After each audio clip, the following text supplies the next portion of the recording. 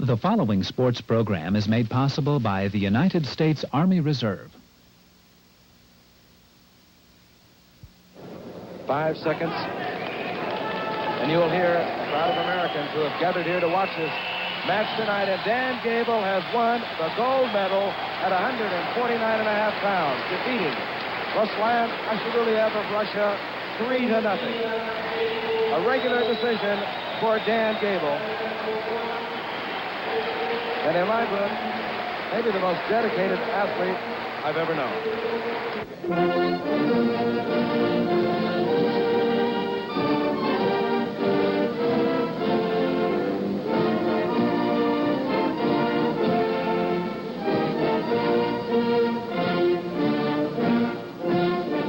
Striving and dedication, superhuman effort, Dan Gable.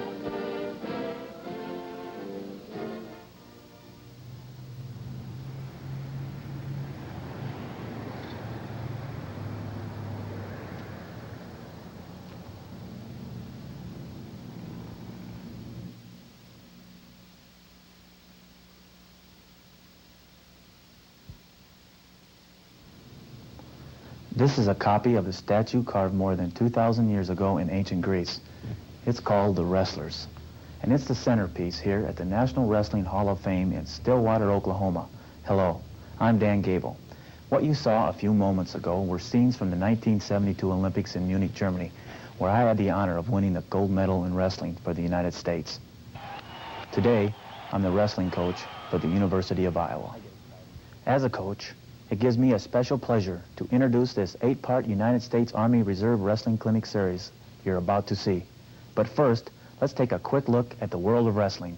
And what better place to do that than here at the National Wrestling Hall of Fame, the nation's only museum dedicated to the sport. The first discovery we make here at the Hall is that wrestling is probably man's oldest sport. One of the earliest pieces of evidence is this jar dating back some 5,000 years.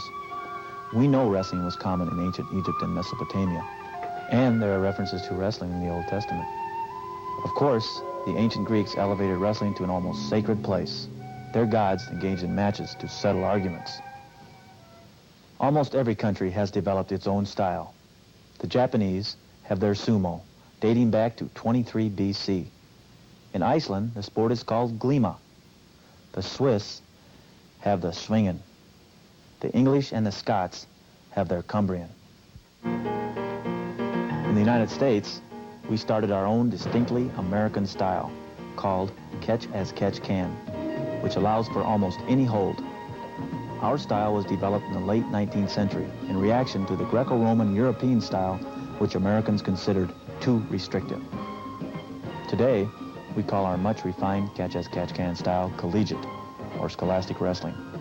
Our style comes closest to international or Olympic freestyle. Greco-Roman is the other international style. And for Americans to compete successfully, our wrestlers are trained in all the wrestling forms. Not surprisingly, the emphasis here at the Hall of Fame is on American wrestling. The exhibits trace the evolution of the sport in America. From our first wrestlers, to our outstanding collegiate teams, to the changing style of uniforms, like this outfit worn by amateur American wrestlers until the three-piece uniform was adopted in the 1930s, and then the European singlet in the 1950s. The Wall of Champions recognizes the names of more than 3,100 national champions and members of the American international teams.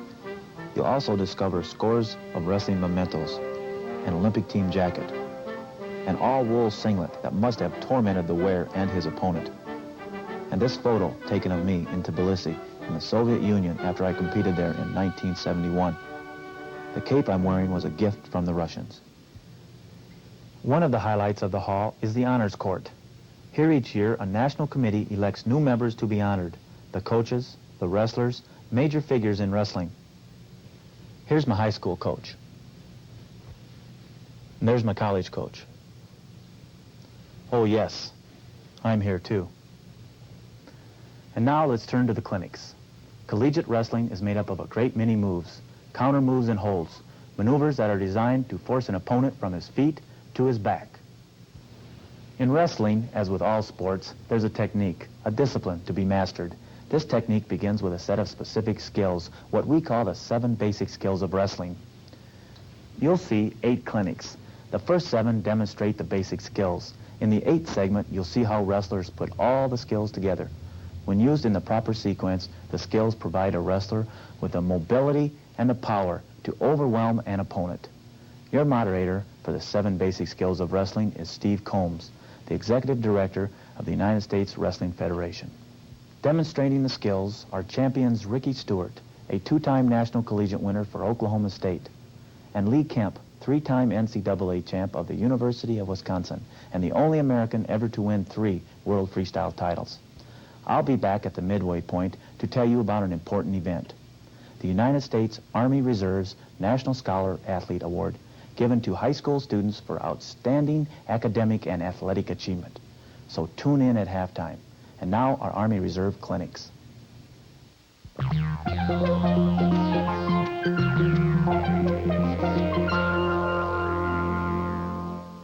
Ricky and Lee are going to show us a variety of maneuvers that emphasize the importance of mastering the 7 basic skills of wrestling. The first skill in the sequence of 7 is that of maintaining proper body position.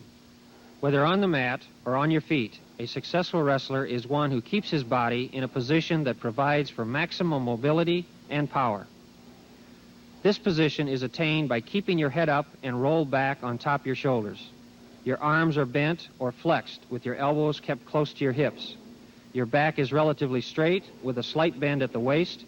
Your feet should be spread in a comfortable position, usually about shoulder width apart. Your knees should be bent so that your legs are flexed and ready for action. There are 2 key points to look for in determining whether a wrestler is in proper position. First, that his chest is in a line directly above his knee. And second, that his hips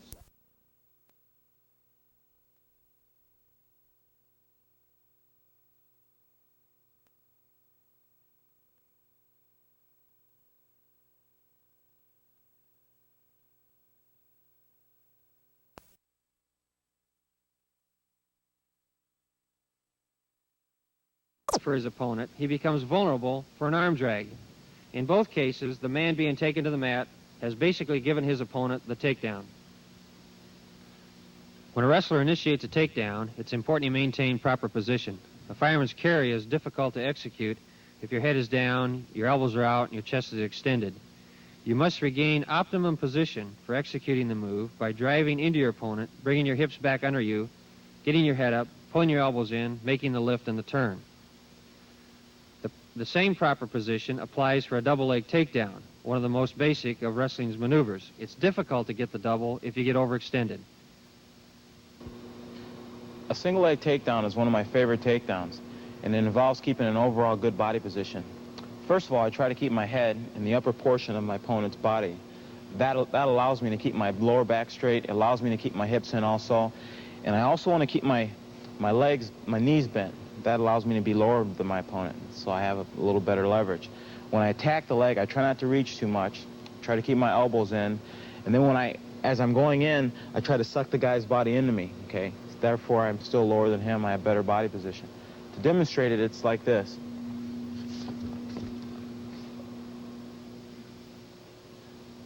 As we've seen, it doesn't make any difference what maneuver is being executed. Power and mobility come from good body position, the first skill of 7 on the road to success.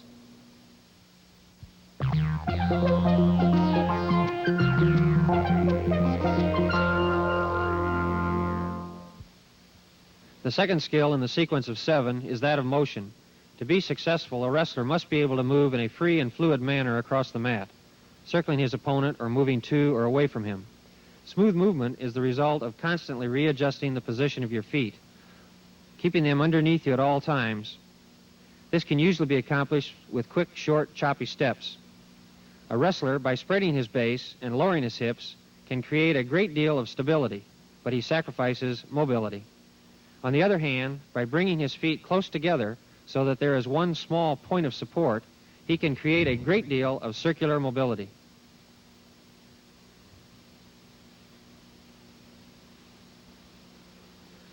This principle also applies on the mat, where a quick spin around a single point of support will enhance fast, smooth movement. The same is true when on one knee while finishing a takedown.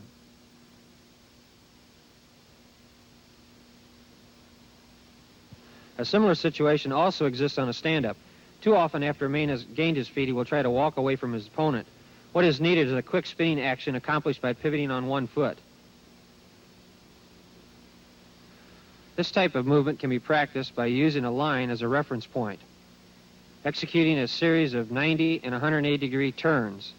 It is important that all your weight be momentarily distributed to the foot on which you're going to pivot. One of the most important finishes to a single leg takedown depends upon this type of smooth circular motion. Once you have secured your opponent's leg, if he drives into you, a quick circular movement will split his base and allow you to set him down on his hip directly in front of you. From the same position, if you find your opponent is able to keep his balance by hopping quickly into you, you pivot on the same foot, but this time go back into him. This change of direction will put you outside his hip in a position to lift. Another variation that is still dependent upon the smooth transition from one position to another is that of changing the point of your pivot from the inside foot to the outside. This movement splits your opponent's base once again, but this time causes him to fall forward to his stomach. These subtle changes in direction create new angles from which to attack your opponent. If you look carefully at a fireman's carry, you'll see how the initial forward motion is changed to a twisting rotation of the hips and legs. In this position, you can now easily pull down on the arm and finish the carry.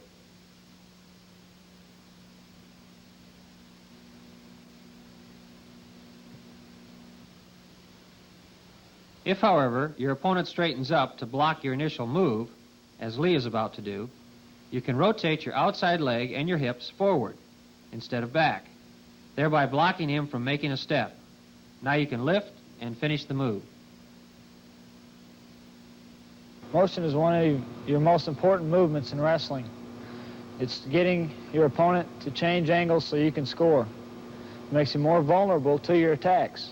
So my favorite move is a fireman's carry, so I'll tie up my fireman's carry and make my opponent move into me.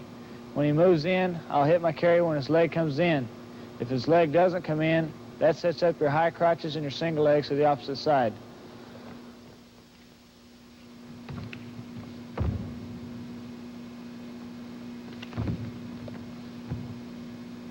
The ultimate goal in the sport of wrestling is to be able to take your opponent from his feet to his back. To do so constantly involves changing the direction in which you're going to attack him. Changing these directions or creating new angles is the direct result of smooth, fluid movement, the second of the 7 basic skills that lead to success.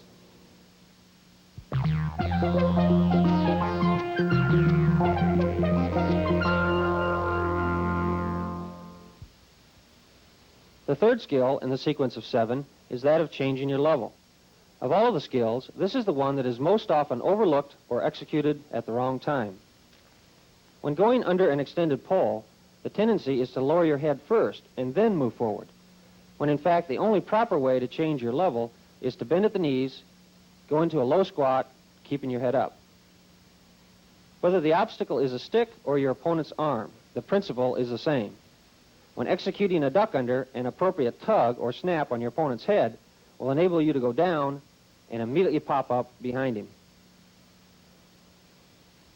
If, however, you bend at the waist, you leave yourself vulnerable for a front headlock. You can sometimes redeem yourself by quickly lowering your level, bringing your head up, and straightening your back. The same type of problem often develops when a wrestler tries to execute a head and heel takedown. The tendency is to bend at the waist as you reach forward to secure the far heel.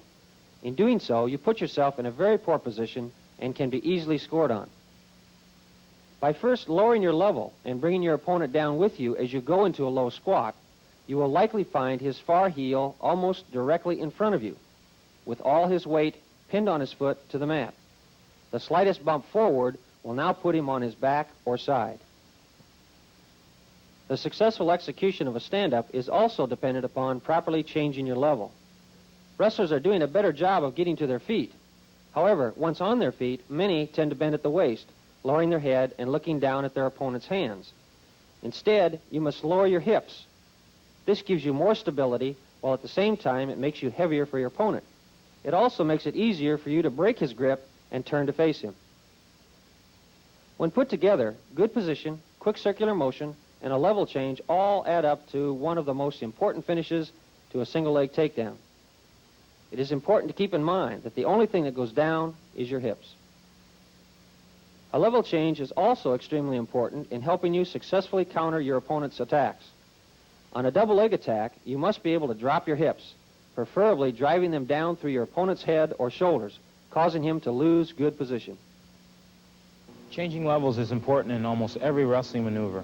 Changing levels, as we discussed earlier, involves lowering the hips, keeping the back straight, maintaining good position, and you want to be lower than your opponent.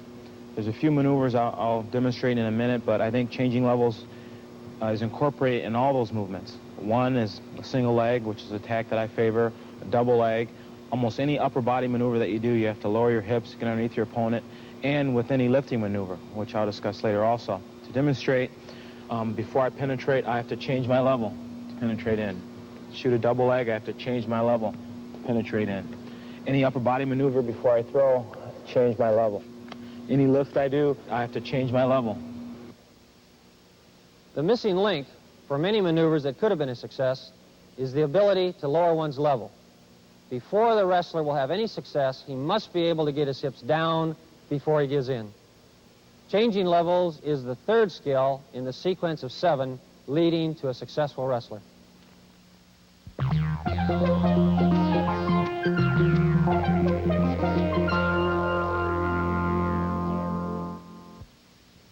The fourth skill in the sequence of 7 is that of penetration. By definition, we are talking about driving our hips to and through our opponent's hips. Holding your head up and keeping your arms back while you let your hips lead the way is one of the most difficult tasks in wrestling. If you have properly lowered your level before you start to penetrate, you will at least have your head up and your back straight. The problem now becomes one of keeping your hips coming forward so that you don't get overextended and bent at the waist. By taking a natural step forward and thrusting your hips as you do, you'll be in a position to take another natural step with the other foot. By continuing the process, you can create a low-level rhythmic striding effect across the mat. When confronted by the weight of your partner, it is important to concentrate on keeping your hips coming forward after each step so that you can keep your back straight and your head up. When incorporated into a double leg takedown, deep penetration will put you completely through your opponent before he can react. It is important to keep in mind, however, that your step should not only be deep, but directed to your opponent's hips. You can't step to where he was. You must anticipate where his hips are going to be. With deep penetration, a good arm drag can end up with a secure double leg takedown.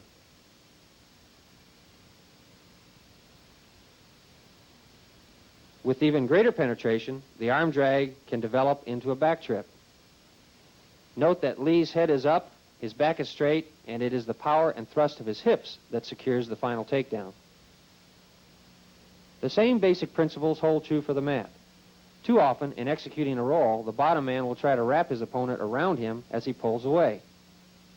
Instead, the bottom man needs to concentrate on coiling himself up into a fetal position, all the time working back up and into his opponent.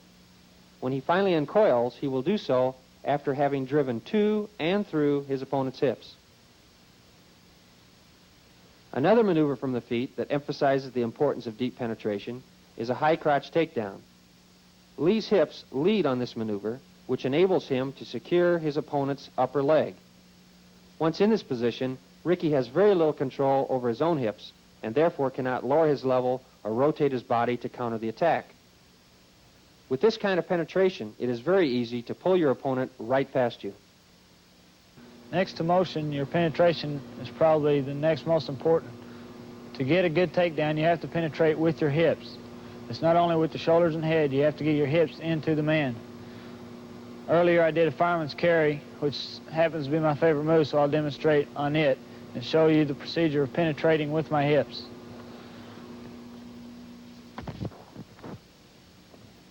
All good wrestlers realize that to score, they must be able to control and move their opponent's hips. To do so requires that they get their own hips into and under their opponent. This type of movement, penetration, is the fourth of 7 basic skills leading to a successful wrestler.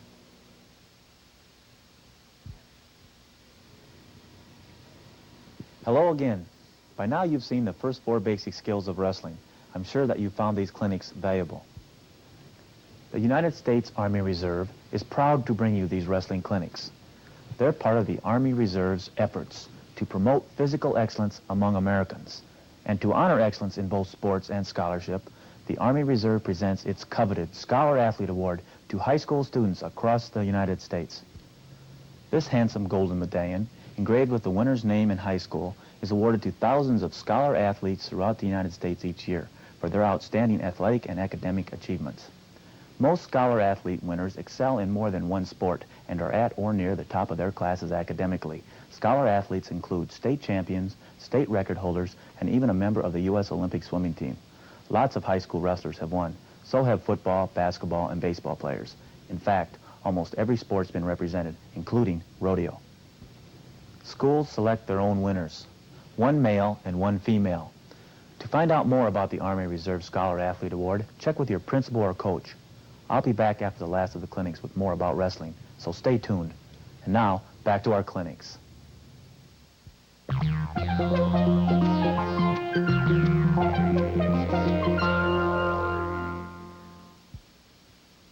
The 5th skill in the sequence of 7 is that of lifting. More than any other skill, this is the one that distinguishes the champion from the rest of the field. Every wrestler understands the basic intent of lifting, but all too many fail to understand the technique involved. Too often the job is attempted by using only the arms, yet the strongest muscles in the body are those found in the hips and thighs. To properly execute a lift, the arms are used only to secure your opponent. Once that is done, they are not moved. The hips are now lowered by bending at the knees and brought into and under your opponent's center of mass. Once in this position, you simply extend your legs, lifting with the power from your hips and thighs. One of the most exciting confrontations that can take place during the course of a match is when 2 good wrestlers are struggling in an upright position. The man behind tries to keep control of his opponent and get into a position to lift, while the man in front struggles to break his opponent's grasp by lowering his level and extending his arms. Another interesting matchup occurs when one man gets to the side of his opponent after executing a duck under, but finds himself momentarily stymied. From this position, he must get his hips down and into his opponent to finish the lift and score. The lift is also an integral part of a high crotch takedown. The same principles apply. The arms are used to secure your opponent, in this case his hips. The forward thrust of your hips and the straightening of your back provides the upward momentum. In most cases, it is the lift that ensures a successful finish. Having secured a single leg, it is often difficult to trip your opponent to the mat until you take most of the weight off his foot. Now, it becomes easy to take his support away from him. This is especially true when you try to leg sweep your opponent from an upper body tie. Although it may appear as though the lifting is being done with the arms, this is not the case. The real lift is still coming from the legs and the arch in the back. Lifting is another important maneuver in wrestling. To be able to take your opponent to the mat from a standing position usually requires some type of lifting maneuver. To lift, as we discussed earlier, involves a changing level, as we discussed, and moving your hips in to get your opponent off the mat. I'll demonstrate a few lifts.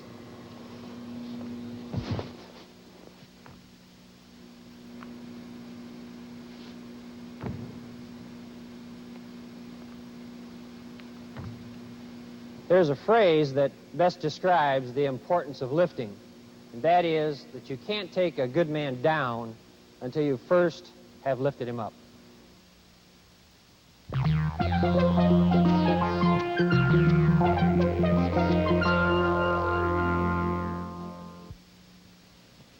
The 6th skill in the sequence of 7 is the back step. In its purest form, the back step gives rise to a headlock. It is, however, a skill that is found in a variety of maneuvers that may be attempted throughout the course of a match. It is nothing more than a method by which one wrestler is able to get his hips into and under his opponent, but in such a way that his opponent ends up behind him. To get into this position requires a quick circular movement, which can best be accomplished if your feet are brought close together to create a small point of support. In the case of the back step, one foot is placed directly behind the other. By lifting up both feet so the weight is on your toes, you can make a smooth, quick turn, much like a pirouette. If you do this while in close to your opponent, you can position your hips into and across his body. From here, the lift is executed and the throw is made. Maneuvers that have the back step in them are distinguished simply by what part of your opponent's body you have secured. If you have the head and arm, it's a headlock. If you have just one arm, it's an arm throw. If you are over one arm and under the other, it becomes a hip lock. In all cases, however, the key is the position of your hips and the proper execution of the back step. A common maneuver that depends upon a variation of the back step is a whizzer. It allows you to position your hip under your opponent. When on the mat, it can be used to bump him off balance by stretching him out and popping him. On your feet, the full effect of the back step can be used so that you can create more lifting than just bumping. It is interesting to note, however, that either man in this position can execute the back step. The man with his arm around the waist can also position his hip into and under the man with the whizzer. The winner of this confrontation is usually the man who can get his hips in front first and execute the lift. Another common situation is where one man initiates a duck under and is on his opponent's side. By reaching back and securing the offensive man's upper body, the defensive man is in a good position to roll his hips into and under his opponent to knock him off balance or even score the takedown himself. Your back step, besides being a good offensive maneuver, is also a good intimidating factor to your opponent. Anytime he attacks your legs, you'll be able to put your hip into him and make him get off of your legs. He'll be afraid of something that you might do.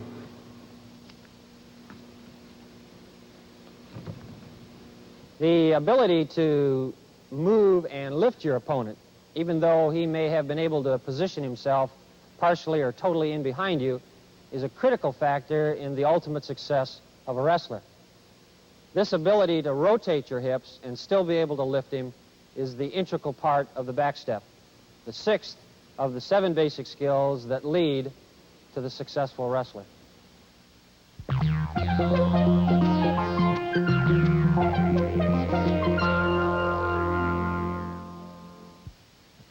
The 7th and last skill in the sequence is a back arch. Much like the back step, it represents a special and unique way of positioning your hips under your opponent for maximum lifting ability.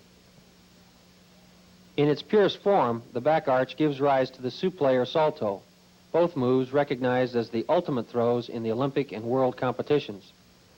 Although these throws are not legal in our high school and college rules, the basic arch is found in many of the maneuvers used by our better athletes. It is important that you practice the skill in steps and with the assistance of a partner. Once you have mastered controlling your own body as you go back into the arch, you will find that little, if any, weight is distributed to your head. That, in fact, is the key to the proper execution of the move. Start in a low squat to get the feel for moving your hips forward as your upper body goes back.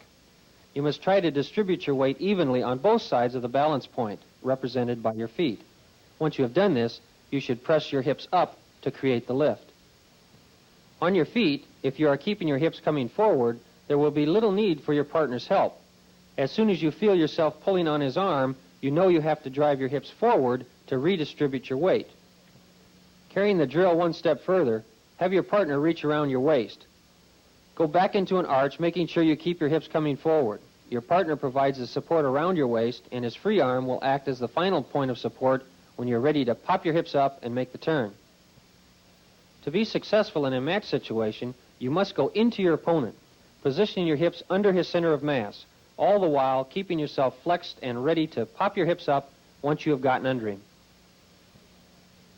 The same important thrust from your hips and the arch in your back can be seen in a successfully executed duck under,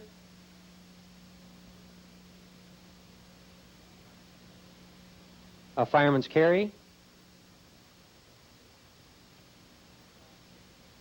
and a high crotch takedown.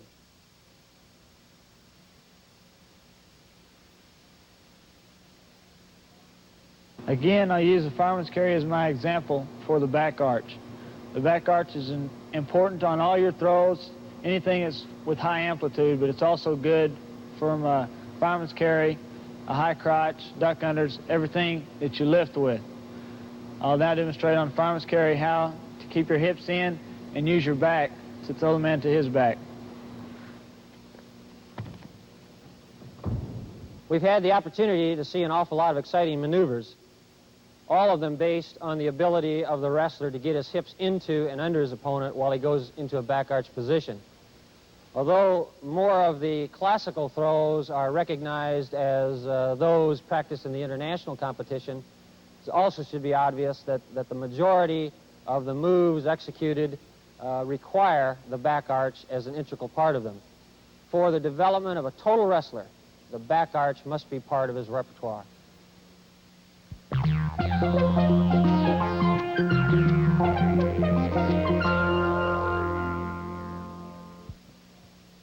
Once a wrestler has developed the skills that provide him maximum power and mobility, he must put these tools to work in the form of immediate action as he makes contact with his opponent. Regardless of whether it is a high school, college, or international event, the rules demand that the wrestlers be aggressive, always working to improve their position.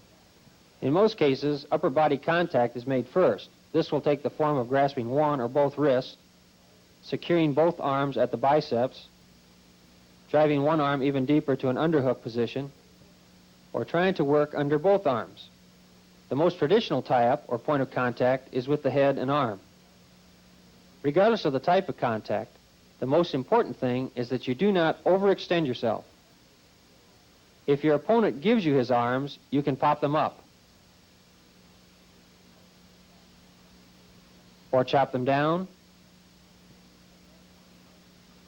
drag one across in front of you from an inside position, or push it across from an outside position.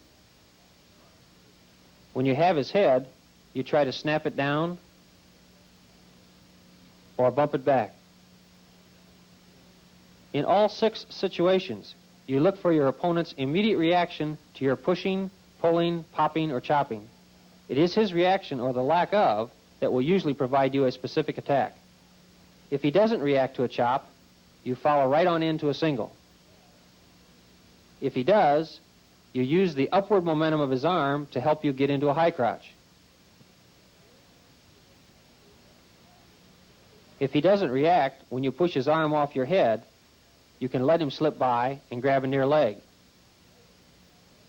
If he does force back, you can take advantage of his momentum with a fireman's carry.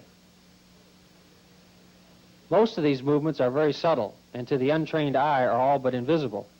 However, with the increasing influence of the Olympic styles, there is an effort on the part of more and more of our better wrestlers to try to completely control their opponent's upper body by working under both arms. The technique required to gain this position is called pummeling. Ideally, a wrestler would like to be inside his opponent's arms. Invariably, his opponent will resist this effort, so that in most cases, you find the two men locked up with one arm over the other. The struggle that develops to get the inside position requires the efforts of the legs and hips as much as it does the arms. While the arms are pummeling for the best position, the hips are pushing and blocking. From this position of contact and the action that follows, there are a number of very spectacular throws that can be executed, such as a leg sweep, a lateral drop,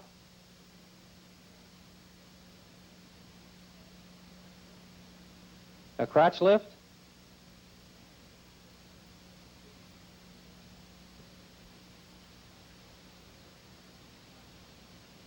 and a body lock.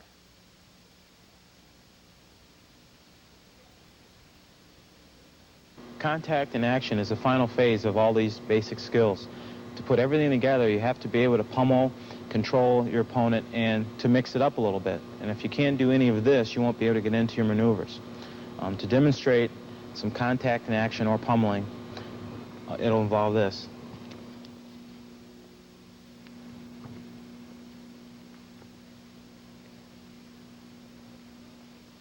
Regardless of whether we're looking at a high school, college, or international event, the rules dictate that the wrestlers must make immediate contact on the whistle. Having done so, it is their responsibility to improve their position. An aggressive wrestler, a winning wrestler, is one who knows how to secure his opponent and score the points. Now that you've seen each of the clinics on the basic skills of wrestling, be sure to get your own free booklet of the 7 basic skills from your wrestling coach. This booklet contains word-for-word transcripts of the clinics and should be of value to you throughout your wrestling career. Good luck to all of you. For making these clinics so enjoyable, our thanks to Champions Lee Kemp and Ricky Stewart, and to Steve Combs of the United States Wrestling Federation, and to the Stabler Athletic Center at Lehigh University in Bethlehem, Pennsylvania, where the clinics were videotaped. And to the United States Army Reserve, our special thanks for making these programs possible. I hope all of you found these clinics as instructive and as useful as I have. From the National Wrestling Hall of Fame in Stillwater, Oklahoma, I'm Dan Gable.